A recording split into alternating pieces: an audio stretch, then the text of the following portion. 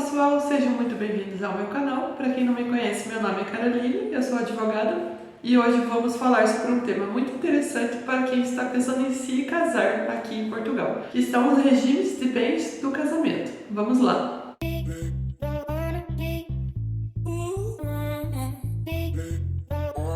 Bem, vamos começar falando então sobre o que são os regimes de bens afinal.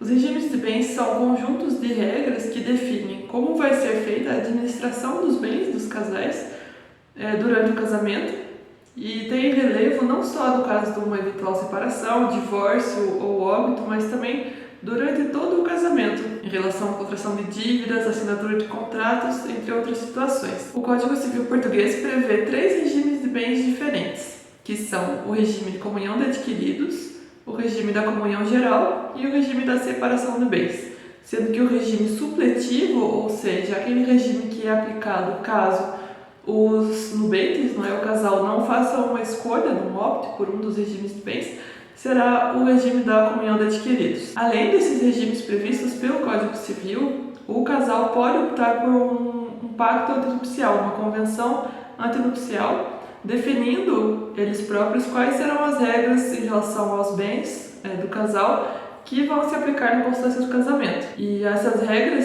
são bastante amplas, os cônjuges podem delimitar várias coisas conforme eles prefiram para vigorar no seu casamento, desde que respeitem os limites legais, obviamente. Bem, entrando então nos regimes de bens, primeiro vamos falar sobre o regime de comunhão de adquiridos, que é o regime mais comum em Portugal, inclusive por ser o regime supletivo. Nesse regime, os bens que cada um dos nubentes já possuía antes do casamento são considerados bens próprios e todos os bens adquiridos depois do casamento são considerados bens comuns. Em regra, não importa se o bem está registrado só no nome de um ou do outro ou de ambos.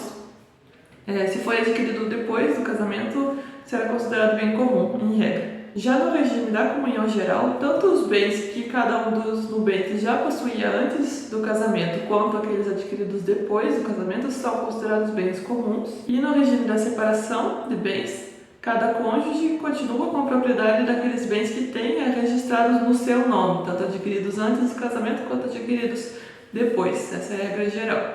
Quem está registrado como proprietário do bem, a princípio será considerado dessa maneira, como proprietário. E como é feita a escolha do regime de bens que vai vigorar no casamento?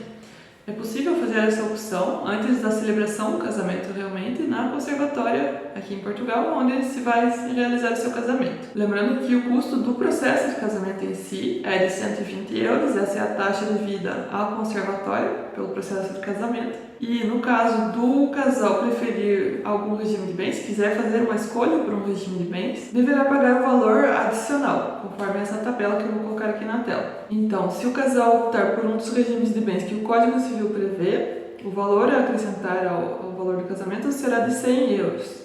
Se eles fizerem uma opção por um regime de bens que não consta no Código Civil, no qual as regras são definidas pelos próprios cônjuges, os nubentes, dentro dos limites da lei, o custo a acrescentar será de 160 euros. E no caso de ter sido feita já a convenção antinupcial anteriormente, quando é feita, por exemplo, num cartório notarial, o custo a acrescentar será de 30 euros. Essa tabela está disponível no site ePortugal, para quem quiser consultar, foi de lá que eu retirei. E vou deixar o link aqui também na descrição desse vídeo. Esse vídeo é bastante resumido, mas espero que já tenha conseguido te passar uma ideia superficial de quais são os regimes de bens que existem, para você poder analisar em conjunto com o seu parceiro, com quem você vai se casar, se vale a pena fazer uma opção por um regime de bens previsto no código, uma convenção antinupcial com as suas próprias regras, as regras que vocês definirem, ou se o regime supletivo, ou seja, caso o casal não faça escolha por nenhum regime de bens,